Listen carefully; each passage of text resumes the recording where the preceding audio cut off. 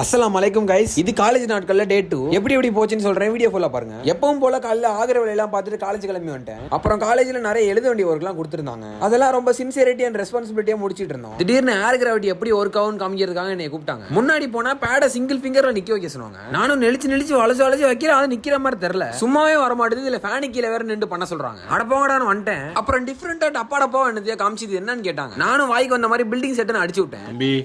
Comedy வேண்டாம், நான் சொல்லிட்டேன், நானு காமெடி பண்ணாத.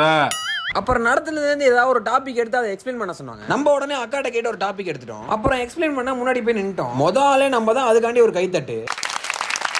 ஃபர்ஸ்ட் நம்ம நண்பர் எக்ஸ்பிளைன் பண்ணாரு, அடுத்தது நம்ம வாய்ப்பு மஜாவா எக்ஸ்பிளைன் பண்ணி முடிச்சிட்டோம். என்னடா கருத்து கருவண்டு மாதிரி இருக்கேன்னு கேட்காதீங்க, அது முகரையில அந்த மாதிரி லைட் அடிக்குது, அதனாலதான் அப்படி. இப்பவே இந்த மாதிரி வாண்டடா தலையை கொடுத்து நல்ல பேர் வாங்கி வச்சுக்கிட்டா காலேஜ் ஃபியூச்சருக்கு நல்லது. இவன் எல்லாத்துலயும் கேமியா பண்றான்ப்பா.